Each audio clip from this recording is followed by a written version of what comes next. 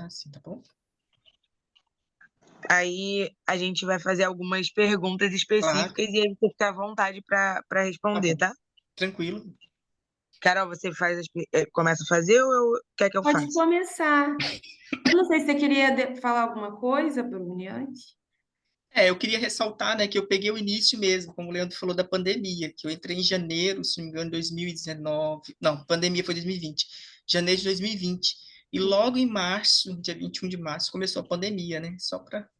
Então foi o início mesmo de tudo, assim. A gente fez umas Caramba! atividades próximos, assim, de aula inaugural, grandes eventos a gente conseguiu fazer no presencial. Aham. E bem no finalzinho desses eventos começou a pandemia, a gente teve que, né? Enfim. E Bruni, só para a gente assim conhecer um Uhum, pouquinho mais você, né? Se você puder claro. falar um pouco da sua Uhum, formação, o que que você sim, faz, uhum. só para a gente ter aqui quantos Tá anos bom. você tem, como você se identifica a sua Uhum, cor, a função que uhum, você tem dentro do claro, pré-vestibular. sim. Então, eu tenho começar, né? Eu sou mineiro, né, de Minas Gerais, o sotaque percebe, não sou daqui, né? Eu recebi um convite, né? Eu morava em São Paulo, estudava na PUC de São Paulo, e um dia visitando aqui a universidade, recebi um convite para estar vindo aqui na universidade, trabalhando na pastoral. Ah, que legal. Naquela época, o meu convite foi trabalhar com espiritualidade, não era vestibular ainda, né? E na pastoral sempre teve um certo rodízio de funções.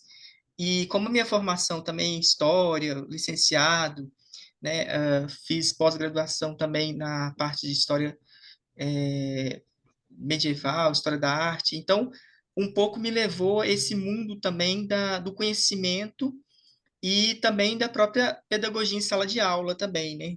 Você é Então essa historiador, formação então. identifico como historiador. Ah, tá certo.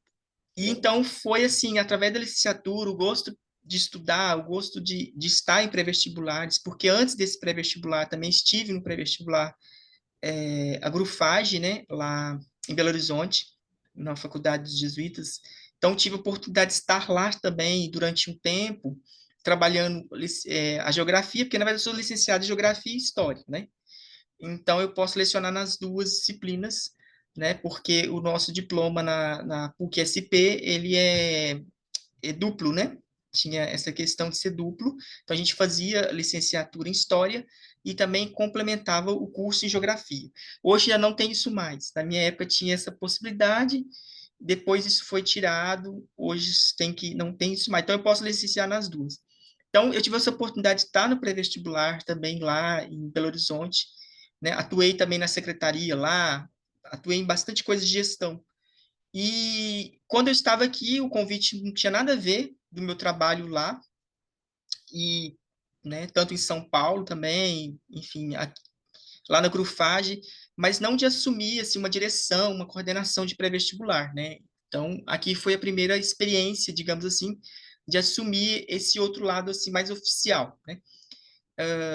Já trabalhei, então, assim, em colégios também estaduais, em BH, já tive a oportunidade também de fazer trabalhos, né, voluntários em diversos colégios, enfim, na rede estadual. Então, a gente, sim, sabe os desafios que né, as grandes periferias das grandes cidades, todos esses movimentos. Então, sempre me encantei também de estar nesses locais onde, muitas vezes, era mais difícil o acesso, né? Que muitas pessoas não queriam chegar, né? Eu lembro que uma vez eu fui fazer um teste lá em BH, porque em Belo Horizonte a gente fazia voluntariado e também contribuía muito assim, nos colégios, né? E, e eu cheguei lá, era uma escola totalmente diferente daquilo que eu imaginava, né? Que era uma escola clássica, e ali me deparei que era uma escola onde que a gente aprendia muito em comunidade, né? Ali me encantei por essa proposta, e dali para frente nunca parei mais, né? De atuar na área mais social. Então, fiz isso com um projeto de vida também, né? De estar mais ligado a esses projetos, né? É, Trabalhou com projeto de vida? trabalhei com projetos de vida também, Eu né? faço estágio em projeto de vida. O projeto de vida é bem interessante. O Eu- Estado agora em Minas, o Estado o Brasil como um todo implementou o projeto de vida, né? É. E é uma modalidade nova aí, então, assim, muito desafiadora ao mesmo tempo, mas muito interessante também, né? Porque trabalha com muitas questões do jovem, né? Não só as questões acadêmicas, as questões de gêneros, as questões pertinentes da vida social do jovem, né? Porque quando o jovem vem para a gente não pode ver o jovem só pela metade, né? Ah, aqui eu só vejo o acadêmico, aqui eu não vejo a sexualidade dele, aqui eu não vejo o que esse jovem traz consigo, né? A sua identidade, a Uhum. sua origem, né? Assim, eu venho de uma realidade muito simples, né? A minha realidade não é uma realidade capital, né? Mas uma realidade interior, né? Assim, e no interior a gente às vezes não tem muitas nomenclaturas que tem na capital, na grande cidade, mas se assemelha muito, né? Nas grandes e pequenas cidades nós temos os coronéis, né? Os coronéis são as famílias super ricas que dominam todo o sistema político, social, né? Daquela região e tem o monopólio das indústrias, das empresas. Então, assim, é uma grande família que domina toda a questão. E as outras pessoas, claro, são todas subordinadas, né, a essa estrutura, né? Então, Uhum. lembra-se muito uma estrutura muito feudal mesmo, né, do interior, ainda agropecuário, enfim, não tão industrializado. E essa é a realidade da gente, né? Então, transpondo para uma cidade grande, seria um jovem da periferia hoje, né? Seria um jovem, uma família, né, que vem de uma periferia. Só que são realidades diferentes, né? Mas, Aham. assim, pondo no pontapé. Então, eu sou de uma origem muito simples, muito humilde, né? Aonde eu venho e trago também essas características, né? Então, eu sei o que que é não ter oportunidade de estudar, né? Uhum. Eu sei o que que é a oportunidade eu até me emociono, porque Aham. um jovem de 17 anos passar no vestibular, geografia, querer Aham. ir numa faculdade e chegar lá com muita simplicidade, eu fico emocionado. Ai, que isso! E Uma vitória, ter, né? né, Uma conquista. pedir uma Tem que se bolsa, emocionar mesmo. né, pedir uma Aham. bolsa. Então, assim, Uhum. naquela época, Aham. a gente nem sabia o que que era, assim, uma bolsa, né? Porque a gente é muito ingênuo, né? Uhum. E não tinha essas coisas, essas políticas públicas na época. E eu fui lá. Falei, vou lá Uhum. pedir minha bolsa. Não Uhum. sabia, naquela época, interior, a Uhum. universidade não tinha nem asfalto para chegar na universidade. Era cascalho. Então, você imagina, uma universidade interior, que você tem que pegar uma rua, a Uhum. gente fala no interior, rua, ruas paralelas, né? Uhum. E a universidade era um local muito distante, muito fora da cidade. Eu Uhum. tinha que ir lá a pé pedir uma bolsa. Cheguei lá, levei um não grandão, né? Ainda fui taxado como louco, como doido, sabe, assim, subversivo às regras. Hoje eu consigo fazer essas leituras. Uhum. Então, se colocar nisso, nessa condição, você fala, poxa, quantas pessoas hoje na cidade grande, né, estão lutando, né? Então eu fiz um projeto de vida. Eu falei, não, vou trabalhar aonde tem que ser, Lindo. fazer a transformação, né? Aham, que E no lindo. pré-vestibular, o que que a gente fazia com os jovens, né? O que que a gente percebia? A gente via o extrato da realidade social, né? Uhum. E onde é o extrato social da realidade da cidade grande é, né? São as comunidades. Então, nossa preferência era as comunidades, as pessoas que estavam nas comunidades, né? E lembrando sempre também a questão das minorias também, né? Percebendo que ali tinha as minorias que precisavam do nosso apoio, que não dava para a gente excluir. Então, a gente fazia sempre um jeitinho, né? Uhum. Às vezes era 50 vagas, a gente pôs 55. Então, eu nunca fui muito bom nessa coisa, não, sabe? Eu falei, olha, gente, o sucessor vai ser melhor do que eu, porque eu não sei dizer não. Uhum. E naquela época eu tinha a felicidade de ter a Angélica perto de mim, né? Que era assistente social, né? E ela tem um coração imenso, né? Eu digo que ela tem um coração maior do que o meu. Vocês conheceram ela, né? Desculpa, qual é o nome? Angélica. Angélica. Eu acho que eu só Mas conheço de nome mesmo. Ela marcou muita pastoral, hoje ela não está na PUC, infelizmente, mas assim, é uma grande pessoa também. E na época eu tive a oportunidade de trabalhar com ela, né? E ela aham. vem esse serviço social, muito dinâmica, muito sim, e me ajudou muito nisso. E a gente trocou muita coisa, e eu não sabia dizer não, e ela também não. E no fim a gente acabava ajudando todo mundo. Eu acho que o mais Ai, que bacana é isso. bom. Porque eu percebi, poxa, me colocaram no projeto social, e eu vou ter que dizer não? Aham, Como que eu vou dizer um não se eu recebi um não lá atrás? Entendeu? Então, é assim, aham. é como mexer com as feridas do passado. Eu acho que quando a gente passa alguma coisa na vida, a gente sabe que aquilo custa. Uhum. Então, o não, ele às vezes dói, ele é muito difícil. Uhum. Então, eu tive que aprender assim e fiz esse propósito de vida. Se eu tivesse um lugar, eu pudesse acolher, eu ia acolher. Eu não ia dizer não. Porque senão eu ia ser injusto com a minha história, com o meu passado, enfim, com tudo que eu vivi e tudo que eu lutei. Porque eu venho também, né, optei por estudar história, né?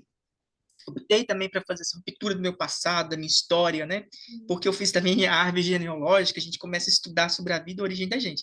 E descobri que na minha família, não muito longe, né, a minha avó tem todos os traços indígenas, né? Então, assim, nós temos uma mistura muito grande. E em Minas Gerais, pelo processo de colonização dos bandeirantes na minha região, o que acontecia? Foram todos massacrados indígenas. Então, negaram a história indígena na região. A minha Uhum. avó morreu negando que era indígena, mas Uhum. tinha todos os traços de uma indígena, né? Uhum. E assim, era horrível assim, sabe? Assim, mas era todo o aspecto que ela carregava ali de negação, de história de origem. Eu comecei a fazer a história da família e descobri coisas que ela me contava assim da avó dela, falava assim: "Ah, a minha avó, ela comia a minha, no caso a avó da minha avó, né? Comia no coxo. O coxo em Minas Gerais, o que que é o coxo? É uma vala aonde a gente coloca o resto de comida para os animais. Caramba. Então isso aí, ou seja, era uma indígena escravizada. E Gente. ela dizia, ela foi pegada no laço para casar com um homem branco, né? Porque tinha essa questão também da raça e da miscigenação, né? Porque se o indígena misturasse com o branco, ia, essa parte da história vocês entendem bem o que eu estou dizendo, né? Uhum. Caramba. Tinha muitas questões aí Sim. muito forte, muito marcada da história, né? Uhum. E a gente sabe que a história ela é muito marcada mesmo por muitas questões, né? Uhum. Questões Caramba. aí raciais, históricas, né? E ela viveu isso, né? Ela passou por isso, mas ela sabia dizer, relatar a história. E eu, como historiador, entendi o processo Uhum. indigenista, né? Ali Uhum. e também da escravidão. Nossa. Então, Deixa eu te a perguntar. minha família é toda marcada por essas questões. Eu, a minha história Uhum. está toda marcada. Uhum. Eu falei, poxa, como eu vou correr disso, né? Então eu tenho um passado. Quando eu fui fazer história, eu fui estudar na capital, fazer a árvore genealógica, estudar a minha família, eu fui percebendo isso. Que às Uhum. vezes eu nunca ia perceber no lugar onde eu estava, Uhum. porque não ia ter elementos por vir de uma origem, de uma realidade, de uma cidade e uma realidade que não me cabe hoje, né? Porque há muitas É um injustiças. apagamento, né? E assim, e hoje as pessoas vivem isso lá ainda. E eu creio que na capital também as pessoas vivem também essas questões, mas assim, às vezes acentuadas na sua tônica, na sua realidade. Então Uhum. você vê que o Brasil é muito marcado de muita injustiça, né? Que De bom negação Bruni, da que história, né? no Uma seu região que tinha trabalho. indígena e nega que teve indígena, né? O estado de Minas Gerais Uhum. tem muito marcada essa negação em algumas regiões, né? E nós historiadores temos que fazer essa parte, né? Trazer a história, não é bem assim, né? Uhum. Então, só completando isso, não sei se eu respondi um pouco bem a minha origem, né? A minha história de vida e por que Sim. que eu vim parar no projeto social. A Gabi teve não, que falar alguma coisa. você Desculpa, respondeu Gabi, super pode bem. falar. As perguntas que eu quero fazer agora é porque a gente precisa ser mais formal, assim, nessa Desculpa, primeira tá? parte. Aham, E aí eu queria só te perguntar, assim, bem, beleza. como é, jogo rápido, o Perfeito, nome, vamos aí lá. você me dá seu nome completo. Eu vou É, Tá fazer quantos bom. por anos parte. você Pode me falar seu tem? nome, por Tá bom, favor? então vamos lá. É, Eu sou Bruni Gonçalves Nunes, né? Tenho Gonçalo. isso. Ah, é porque eu já estou digitando, desculpa. Pode Tranquilo, falar a não. idade. 34 anos.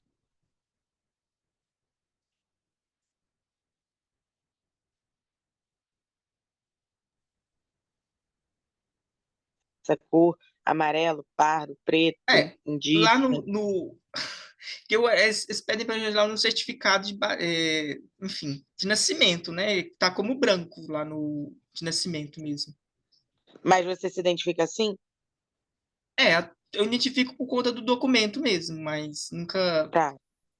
parei para pensar, porque se fosse bem pensar, né, É, eu não se estaria eu não me engano, aí. você falou que é historiador.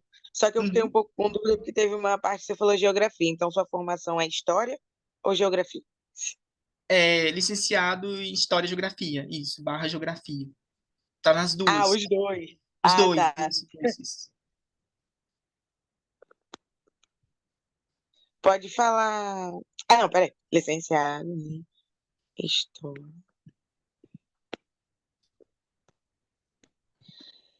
A sua função dentro do pré-vestibular, você pode falar pra gente, por favor? Sim, era coordenação, coordenador na época, né? A gente Coordenador? chamava coordenação. Aí, quanto você falou que começou na pandemia, então em 2020, porque a pergunta é, quanto tempo que você atua no pré-vestibular? Eu fiquei de 2020 a 2022, final de 2022. São 3 anos, né?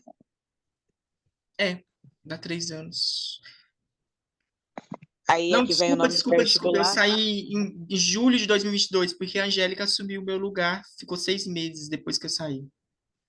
Então dá dois Então anos e fica dois meio. anos e Dois meio. anos e meio, Tem esse. O pré-vestibular é o Seja Mais, e o Isso, endereço é a PUC-Rio, né? exatamente. Obrigada. É só porque para a gente não Então, perder tranquilo. essa parte que Aí, é muito até eu só vou focada. adiantar para vocês, depois ele vai dizer para vocês o próximo, né? O Vitor, que está hoje, né? Que Uhum. foi uma alegria, ele veio na pandemia também, professor de letras. Eles tiveram mudanças, porque lá teve várias mudanças que eles tiveram, né? Uhum. Hoje lá chama pré-vestibular PUC-Rio, mudou, né? Não é É? mais E seja é, mais. Teve várias mudanças. Por isso que é importante também vocês fazerem entrevista com ele, o pós-pandemia, o pós, sabe, o futuro de hoje. Porque teve Ah, várias mudanças atualmente, né? Eu estou dizendo mais do meu passado ali, mas porque essas mudanças ocorreram, porque eles tiveram várias avaliações, enfim, várias estruturas novas, né? Mas só para deixar assim alinhado com vocês que vocês vão ter novidades também com ele. tá então bom. é pré-vestibular PUC-Rio agora? Pré-vestibular. Gente, Que a gente não estava Então, sabendo. é, nossa, vai ser muito isso é interessante importante. essa próxima É, fala com ele. É, vai, com certeza. Vocês vão ter nossa. momentos diferentes aí. Bruno, a gente está Aí posso querendo te começar? perguntar também, Uhum, Ah, tá. só um instante. Como que se deu a divulgação do cursinho na pandemia, uhum. durante a Covid? Antes, talvez você não tenha ciência, né, de como era antes da pandemia, mas se você tiver como foi Não, durante, sim, estava lá antes da pandemia também no Espiritualidade e acompanhava muito o trabalho do Leandro também, que era muito próximo da gente, né? Nosso amigo. Então, se trocava muitas ajudas e era assim, antigamente divulgava no portal, no nosso site, né? Ainda continua essa modalidade, na pandemia também. Divulgamos tudo ali e os alunos vinham até nós. O boca a boca era o mais interessante, que a gente pega uma população muito grande da Rocinha e Vidigal. E as pessoas já contam um para outra. Então, é bem interessante. Escreve na pastoral. Então, isso era a nossa divulgação. A gente não precisava de muito. Bastava divulgar no site, no jornal da PUC, as pessoas vinham. E a gente recebia antes da pandemia até mais de 1.000 inscrições. nossa, 1.500, já chegou muita gente. Depois, claro, ele fazia a peneira, né, dessas inscrições e não tinha vaga para todo mundo, enfim. Mas na pandemia, o que que acontece? Eu cheguei a receber em torno de 600, 400, ou até 800 inscrições, dependendo, sabe? Que é um número alto. mas diminuiu, né? Diminuiu. Porque na pandemia diminuiu bastante, mas a gente virtualizou. Então a gente pegou um público muito diferente. Niterói, né? Voluntários do estado todo do Rio de Janeiro, até fora. A gente fez conexões com pré-vestibulares de São Paulo, Minas Gerais. Então interagimos com outros pré-vestibulares durante esse tempo. A gente Uhum. conseguiu fazer isso na pandemia. E atingiu, mas a gente deu preferência aos alunos do estado do Rio, né, da cidade do Rio, enfim, Niterói, a região toda aqui, né? A preferência sempre deles. Porque nós perdemos o controle assim, digamos, do público que a gente atingiu, entendeu? A gente tinha um público sempre, Tanta claro, gente, olhando. né, assim, online e tal. Oi? E Perdão. tanta gente online, né, e tal, não tinha muito. Sim, Ah, a interação online foi muito grande, porque ao mesmo tempo a gente atingiu um número de alunos, ainda com esse perfil também, né, socioeconômico de renda baixa, que a gente Uhum. sempre olhava o socioeconômico. Nosso socioeconômico, só para vocês entenderem um pouco, é o que se usa na PUC, então a gente manteve isso antes da, né, já com o Leandro, que introduziu esse método. Com a gente introduziu o mesmo parâmetro da PUC, para também não fazer coisas muito diferentes também, do Uhum. que já vão passar no futuro. Então, isso é um perfil socioeconômico que já é implantado na universidade. Então, a gente meio que copiou, claro, adaptando nossa realidade, né? Tentando ser menos burocrático possível, menos exigente possível também, Isso porque para nosso entrar no curso. Você quer... entrar no curso, é. Ah, sim. Mas a gente também tinha muito critério depois, já comigo, eu criei muito critério também da escuta, né? Uhum. Escutar as pessoas, ver a realidade das pessoas antes também de fazer uma análise friamente, né? Só pelo papel. A gente já fazia as inscrições, mas a gente ressaltou mais, com a Angélica também ali, né? Da escuta, né? Ouvir quem é essa pessoa, né? De onde ela vem, a realidade. Porque às vezes o papel, a gente olha, não vê muita coisa ali, né? Mas quando você vê a pessoa, você fala, poxa, peraí, né? Esse jovem precisa da minha ajuda, essa família. Então, a gente tentou fazer um trabalho mais personalizado. Isso deu muito fruto, né? Então, a forma de entrada isso que eu tô querendo entender, assim, a forma de Tá. entrada no pré-vestibular, eles fizeram uma prova, né? Eles ficavam sabendo, as pessoas iam comentando Uhum. entre as pessoas, né, no geral. E Isso. aí, se elas passavam, vocês faziam uma análise socioeconômica, é isso? Isso. A gente fazia assim, primeira pessoa se inscreve, primeiro passo, escrever no período de inscrição. E lá a gente divulga um edital, né? Tem o edital das normas do período, dia, quando fecha inscrições, passo a passo. Primeiro inscreve, depois recebe uma notificação que foi inscrita, depois essa pessoa vem até nós numa reunião que a gente fazia de grupo, não personalizada. A gente fazia uma dinâmica de grupo, com muito cuidado para eles se colocarem, como a gente está fazendo aqui. Eles falavam um pouquinho da realidade deles, mas algo muito tranquilo para eles se soltarem também, para não ficar uma coisa tão formalizada. E aí eles se sentiam atraídos conosco, confiantes conosco. A gente fazia um treinamento com as pessoas que iam aplicar isso, né, antes de ir para o Zoom e tudo. E depois eles faziam esse momento que a gente chamava entrevista coletiva, que é o segundo momento depois da inscrição. Todo mundo que se inscreveu participa desse momento. A gente dá a oportunidade de todo mundo se conhecer e conhecer a gente. Depois desse momento, vem a terceira etapa, que a gente tinha equipe pedagógica. No Seja Mais, a gente implementou uma equipe de apoio pedagógico, que essa equipe, ela auxilia a parte da leitura e da escrita. Porque a gente recebia muita gente que tinha muita dificuldade na leitura e na escrita. E muitas desistências vinham daí. Não conseguia prosseguir o curso. E o que a gente começou? A fazer uma triagem para essas pessoas não se sentirem sofridas, levar para o ENAD, levar para outros setores da universidade, outros pré-vestibulares e outros apoios pedagógicos que tem na PUC, para dar esse suporte, porque o ENAD trabalha muito nessa parte da alfabetização, do EJA, que acolhe melhor, porque o nosso já estava no nível de pré-vestibular. E na PUC tinha o ENAD. Então, a gente sempre fazia esse acompanhamento para eles lá, com muito cuidado, com muita descrição também, para ninguém se sentir magoado. No princípio, eu bati na tecla que a oportunidade tinha que ser igual. Mas depois a gente foi vendo que tem outras questões acadêmicas aí. E a equipe acadêmica também assumia essa parte de fazer a terceira etapa. Então, eles assumiam a terceira etapa, que era a triagem. O que caía nessa prova? Interpretação de texto básico, Uhum. né? Interpretar um pequeno texto, uma pequena historinha mesmo, bem simples, contas, né? Somar, subtrair, dividir, né? Operações básicas da matemática só. Né? No começo a gente pensou em introduzir outras questões de conhecimentos gerais, de outras disciplinas, mas a gente viu que não dava. A princípio a gente queria só ter uma noção, Uhum. porque como estava o português e a matemática, para poder a pessoa conseguir caminhar um pouquinho, né, no curso. E isso era o terceiro critério. Mas, assim, muita gente passava, era um ou outro mesmo que tinha muita dificuldade. Tinha Uhum. gente que tinha 30, 40 anos que parou de estudar. Uhum. Nosso público era de 18 anos a 58, né? Então, o Que bom público que tinha essa atenção, né? tinha essa atenção, a gente criou essa atenção. Porque na pandemia a gente viu mais o sofrimento das pessoas. As Uhum. pessoas estavam muito mais sensíveis. Já antes a gente já percebia, claro, né? Que as pessoas iam atrás de nós também. compartilhar as coisas. Mas na pandemia a gente sentiu muito mais dificuldade. E vocês sentiram que teve muita evasão de alunos e alunas? Tivemos muitas. A evasão foi muito forte na pandemia, mais do que no presencial. Quais são as questões que mais pegaram na pandemia, né? Internet, muitas pessoas não tinham internet. Computadores. E a gente falou, pô, a gente tem que fazer um projeto. A gente conseguiu fazer um projeto de computadores e tudo mais. Só que a gente ganhou computadores de mesa. E eu falei, poxa, mas como levar um computador de mesa para casa da pessoa? E aí a campanha ficou um pouco assim atropelada, porque nosso intuito era dar computadores, notebooks para as pessoas estudarem, com pacote de internet e tudo mais.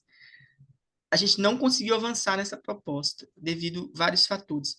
Mas a gente conseguiu alguns computadores, a gente encaminhou para a pastoral, enfim, né? O que deu para aproveitar lá, eles aproveitaram, junto com o coordenador atual que está lá, que é o Paulo, da pastoral geral, que eu digo, né?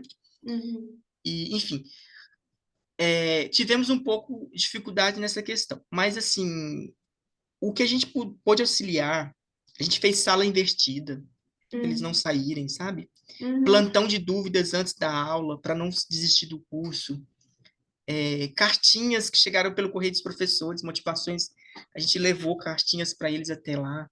Livros que a gente fez também na pandemia. A gente fez outros trabalhos pedagógicos que ajudasse a pessoa a não sair do pré-vestibular. Como é que Isso foi salvou essa muita sala gente. invertida? Desculpa, que eu não entendi. Aula, a sala invertida, a gente teve um curso na PUC, né, com o pessoal da educação, e juntamente com mestrandos de lá, e nos passaram conhecimentos de curso, eram alunos de mestrandos, né, Ah, sim. e eles nos ensinaram, nós professores, junto na formação, que a gente podia fazer aulas invertidas. Seriam momentos assim, eu passava um vídeo para o aluno, ele assistia no WhatsApp, né, no Zoom, porque a gente abriu a modalidade, a gente trabalhava com o Zoom, trabalhava com o YouTube, com o WhatsApp, todas as ferramentas que fosse possível chegar até o aluno.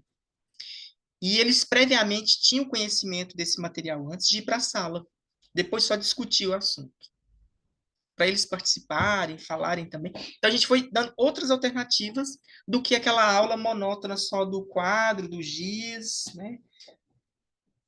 Então, rodas de Então, conversas a eles gente viam promoveu também. vídeos, trocavam. É só que eu tô tentando entender. Eles Sim, trocavam, faziam rodas de conversa, para mudar isso, né? Porque às vezes você fica só sentado, sim. não. Exatamente. A gente deixava eles interagiam muito. Ah, sim, Às acho vezes a gente estava legal. na cozinha fazendo quentinha para vender, porque na pandemia teve isso, né? Aham. A gente teve que fazer assim uma loucura a vida das pessoas, né?